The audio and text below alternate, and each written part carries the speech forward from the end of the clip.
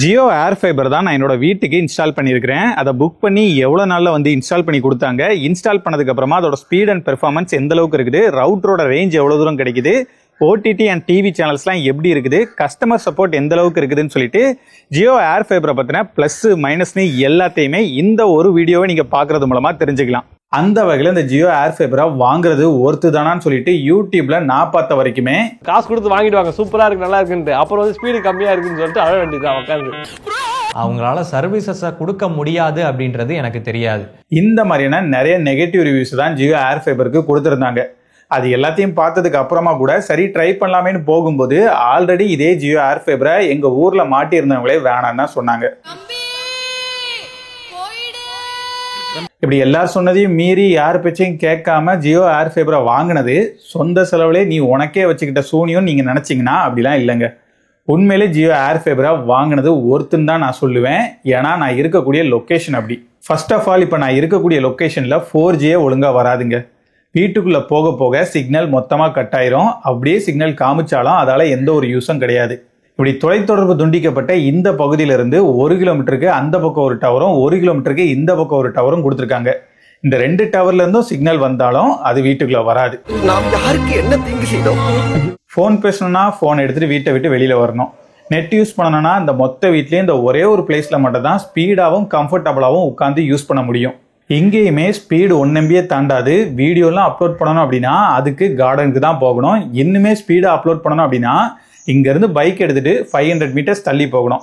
இதுதான் ஏர் ஃபைபரா மாற்றுறதுக்கு முன்னால வரைக்கும் என்னோட நிலைமை. ப்ரோ ஜியோ ஒர்க் ஆகலன்னா என்ன, மற்ற நெட்வொர்க்குக்கு மாறி இல்லாம அப்படின்னு சொல்லி கேட்டீங்க அப்படின்னா முன்னொரு காலத்துல ஏர்செல் ஒருத்தர் இருந்தான். அவனுக்கு பால் ஊத்துனதுக்கு அப்புறமா இங்க இன்டர்நெட்டுக்கு ஜியோவை தவிர வேற யாருமே இல்லை. பிஎஸ்என்எலோட சிக்னலும் நல்லாவே கிடைக்கும். ஆனா 2G மட்டும் தான் கிடைக்கும். கால் மட்டும் பேசிக்கலாம். இப்போ உங்களுக்கு புரிஞ்சிருக்கும் நான் எந்த மாதிரியான ஒரு லொக்கேஷன்ல இருந்து பேசிட்டு இருக்கேன் அப்படிங்கிறது. இந்த லொக்கேஷன்ல எப்படி ஏர் ஃபைபர் ஒர்க் ஆகுதுன்னு சொல்லிட்டு ஆச்சரியமா இருக்கா? ஒர்க் ஆகலைங்க, ஒர்க் ஆக வச்சிருக்கோம். ஒரு நாள் மொட்டை மாடியில இருந்து ரேண்டமா மொபைல் யூஸ் பண்ணிட்டு இருக்கும்போது 5G சிக்னல் காமிச்சுது. ஆனா அந்த டைம்ல 5Gயும் 4Gயும் மாறி மாறி வந்ததுனால நான் அதை பெருசா கண்டுக்காம அப்போ விட்டுட்டேன். இது நடந்து ஒரு 3-4 மந்த்ஸ் கழிச்சு திரும்பவும் மொட்டை மாடியில இருந்து மொபைல் யூஸ் பண்ணிட்டு இருக்கும்போது இந்த மாடியோட ஒரு சில இடத்துலலாம் சாலிடா 5G காமிச்சுது. இதை பார்த்ததுமே சரின்னு சொல்லிட்டு ஸ்பீட் டெஸ்ட் பண்ணிடலாம் அப்படின்னு சொல்லிட்டு ஸ்பீட் டெஸ்ட் பண்ணா 100 Mbps மேலேயே போச்சுது. இதெல்லாம் பார்த்ததுக்கு அப்புறமா தான் நான் இந்த ஜியோ ஏர் ஃபைபரையே புக் பண்ணேன். இப்படி புக் பண்ண நெக்ஸ்ட் டேவே ஜியோல இருந்து கால் பண்ணியிருந்தாங்க. ஒரு 2 நாள்ல உங்களோட லொகேஷனை விசிட் பண்ணி செக் பண்றோம் அப்படின்னு சொல்லியிருந்தாங்க. அவங்க சொன்ன மாதிரியே ஒரு 2 நாள் கழிச்சு வந்தாங்க. வந்ததுமே அவங்க ஒரு ஆப் வச்சிருந்தாங்க. அந்த ஆப் அவங்க யூஸ் பண்ணி செக் பண்ணி பார்க்கும்போது 50 to 80 Mbps ஸ்பீடு வரைக்கும் தான் போகுது. மினிமம் 100 Mbps ஸ்பீடாச்சும் போகணும்.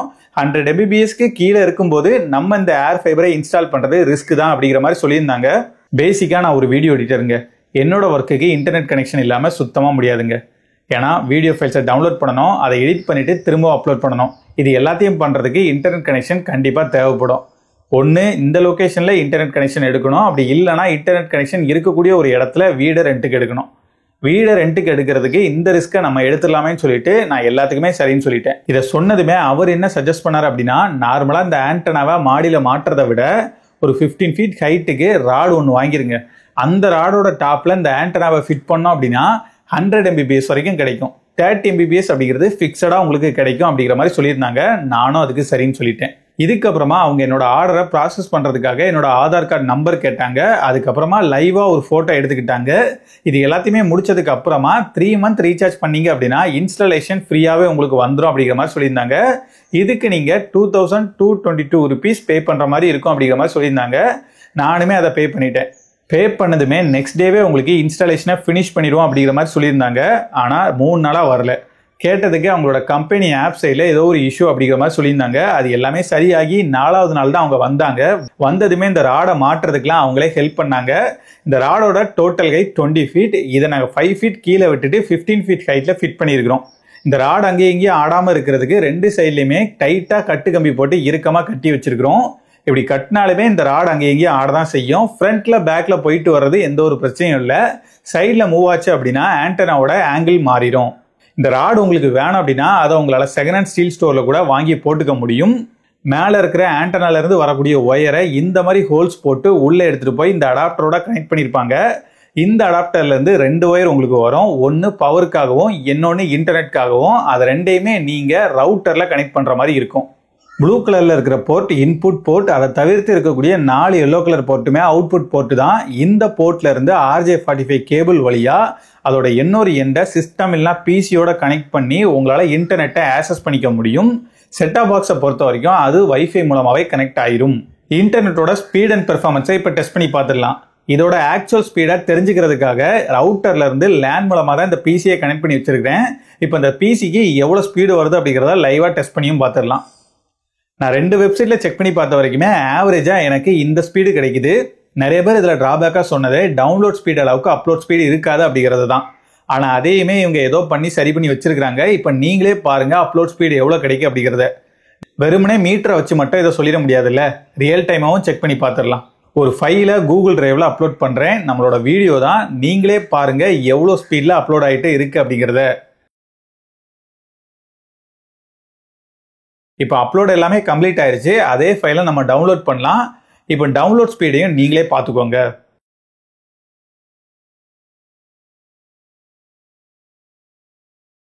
இந்த அப்லோட் ஸ்பீடை பற்றி நான் இன்னொரு விஷயத்தையும் சொல்லி ஆகணும். நார்மலாக நம்மளோட மொபைலில் கிடைக்கக்கூடிய அப்லோட் ஸ்பீடை விட இந்த ஏர் ஃபைபர் மூலமாக கிடைக்கக்கூடிய அப்லோட் ஸ்பீடு அதிகமாக தான் இருக்குது. இந்த அப்லோட் ஸ்பீடு எல்லாத்தையுமே பார்த்ததுக்கு அப்புறமா தான் நான் இன்னொரு ஏர் ஃபைபரையும் புக் பண்ணி ஒரு இடத்துல இன்ஸ்டால் பண்ணி வச்சிருக்கிறேன். அதை எங்கே இன்ஸ்டால் பண்ணியிருக்கேன் அப்படிங்கிறத வீடியோட எண்டில் சொல்கிறேன். ஸ்பீடை பற்றி பேசும்போது அந்த ஸ்பீடு சாலிடாக கன்சிஸ்டண்டாக கிடைக்குதா அப்படிங்கிறத பற்றியும் பார்க்கணும்ல.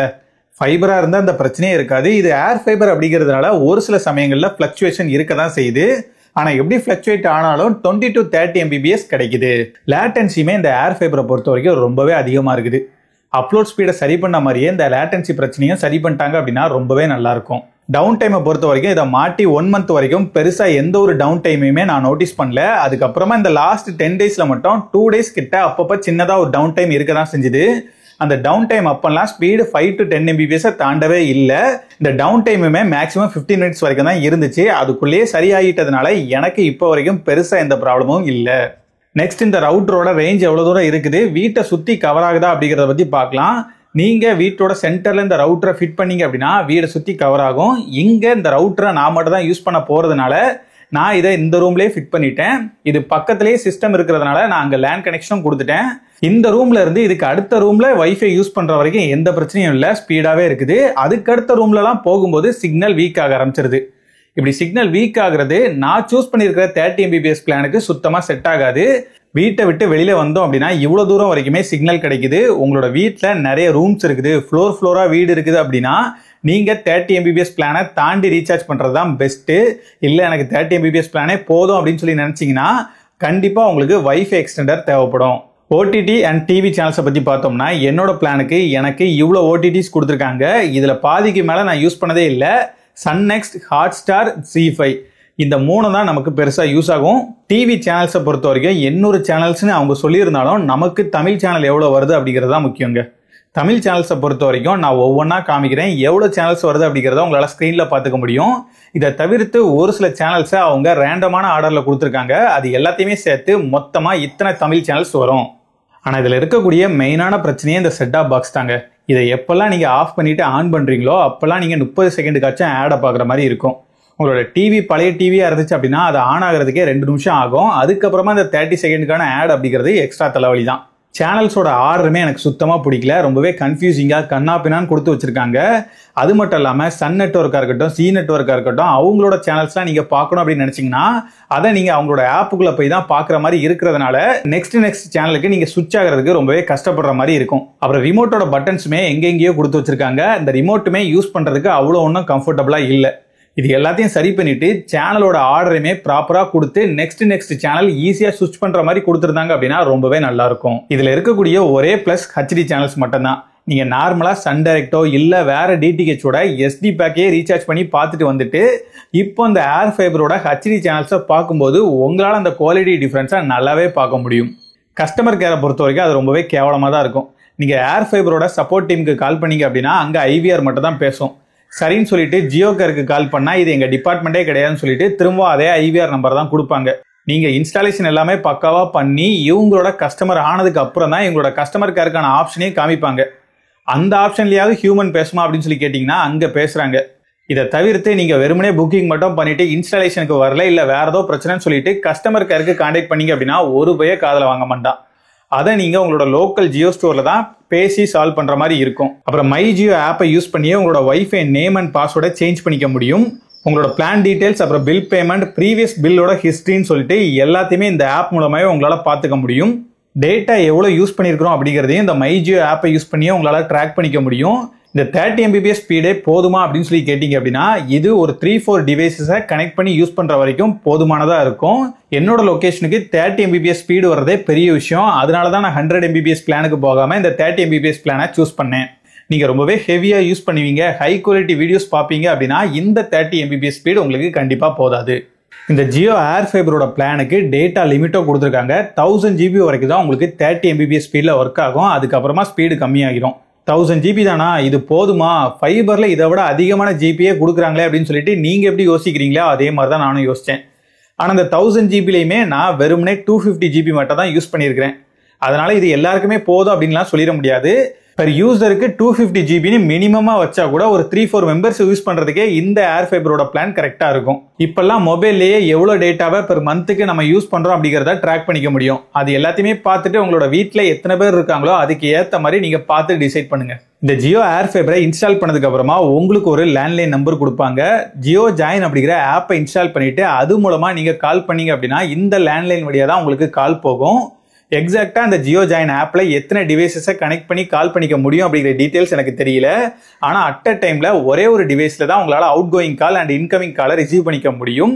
நம்ம மொபைலோட மைக் அண்ட் கேமராவை யூஸ் பண்ணிட்டு விஷுவல்ஸை மட்டும் டிவில பார்த்து வீடியோ கால் பேசிக்கிற மாதிரியான ஒரு ஆப்ஷனையும் கொடுத்துருக்கதா சொல்லியிருக்காங்க. இந்த ஜியோ ஏர் ஃபைபர் என்னோட இன்டர்நெட் பிரச்சனையை மட்டும் இல்ல, கால் குவாலிட்டியுமே ரொம்பவே இம்ப்ரூவ் பண்ணியிருக்குது. வைஃபை காலிங் ஆப்ஷன் இருக்கிறதுனால நான் எப்பெல்லாம் வைஃபையோட கனெக்ட் பண்ணி வச்சிருக்கணும் அப்பெல்லாம் வரக்கூடிய காலா இருக்கட்டும் இல்ல நான் பண்ணக்கூடிய காலா இருக்கட்டும் எல்லாமே வைஃபை காலா தான் போகுது. முன்னெல்லாம் கால் வந்தாலே வெளியில எடுத்துட்டு போய் உட்கார்ந்து பேசினாதான் காலே பேச முடியும். ஆனா இப்போ என்னால இருந்த இடத்துல இருந்தே கால் பேசிக்க முடியுது. இந்த வைஃபை காலிங் ஆப்ஷன் எனக்கு ரொம்பவே பிடிச்சிருக்குது. நீங்களும் என்ன மாதிரியான சிக்னல் வீக்கான லொகேஷன்ல இருந்தீங்க அப்படின்னா உங்களுக்குமே இது ரொம்பவே ஹெல்ப்ஃபுல்லா இருக்கும். அமௌண்ட்டை பொறுத்த வரைக்கும் நான் சூஸ் பண்ணியிருக்கிறது 599 பிளானு. இது கூட ஜிஎஸ்டி ஆட் பண்ணீங்க அப்படின்னா 700 சம்திங் வரும்.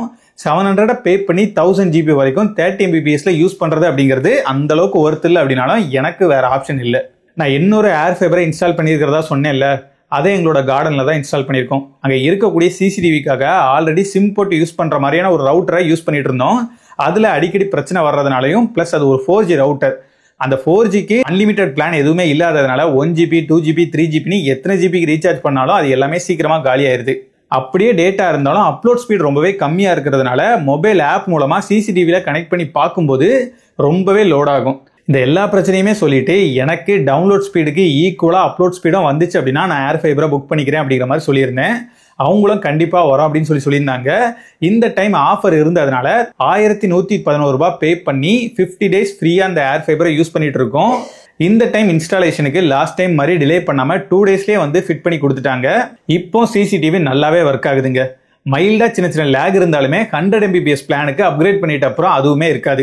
அப்லோட் ஸ்பீடு எவ்வளவு கிடைக்குது அப்படிங்கறத நான் மொபைல் டேட்டாவோட கனெக்ட் பண்ணியோ வைஃபையோட கனெக்ட் பண்ணியோ 2 போனை பக்கத்துல வச்சு காமிக்கிறேன். நீங்களே பாருங்க ஸ்பீட்ல எவ்வளவு டிஃபரன்ஸ் இருக்கு அப்படிங்கறத. இந்த செட்டாப் பாக்ஸ் தான் என்ன பண்றது அப்படிங்கறதே தெரியலங்க. இங்க யாருமே டிவி பார்க்க போறது இல்ல, சோ வேஸ்டா தான் இருக்குது. ஜியோ டிவி அண்ட் ஓடிடி ஆப்ஸ்லாம் இல்லாம வெறுமனே இன்டர்நெட்டுக்கு மட்டும் இந்த ஜியோ ஏர் ஃபைபருக்கு பிளான் விட்டா ரொம்பவே நல்லா இருக்கும். இவ்வளவு விஷயங்கள் இருந்தாலுமே நான் என்னோட ஒப்பீனியன் சொல்றேன். உங்களோட லொகேஷனுக்கு ஜியோ ஃபைபரோ இல்ல வேற ஏதோ நெட்வொர்க்கோட வயர்டு ஃபைபர் கனெக்ஷனுக்கான ஆப்ஷன் இருந்துச்சு அப்படின்னா அதை சூஸ் பண்றதுதான் பெஸ்ட். வேற எந்த ஆப்ஷனுமே இல்ல, உங்களோட லொகேஷனுக்கு எந்த நெட்வொர்க்கோட வயர்டு ஃபைபர் கனெக்ஷனும் அவைலபிளா இல்ல அப்படின்னா மட்டும் தான் நீங்க ஏர் ஃபைபரை சூஸ் பண்ற மாதிரி இருக்கும். அந்த வகையில பார்த்தோம் அப்படின்னா இந்த லொகேஷனுக்கு நான் ஏர் ஃபைபரை சூஸ் பண்ணது எனக்கு ஒர்த்து தான், எனக்கு வேற வழியும் இல்லை. சப்போஸ் இதை விட ஃபியூச்சர்ல பெட்டரா யாராச்சும் சர்வீஸ் கொடுத்தாங்க அப்படின்னா அப்போ அம்பானி மாமாக்கு டாடா சொல்லிட வேண்டியதான். உங்களோட ஜியோ ஏர் ஃபைபரோட எக்ஸ்பீரியன்ஸை கமெண்ட்ல சொல்லுங்க. நான் உங்களை இதே மாதிரியான ஆசமான வீடியோல மீட் பண்றேன். பாய்.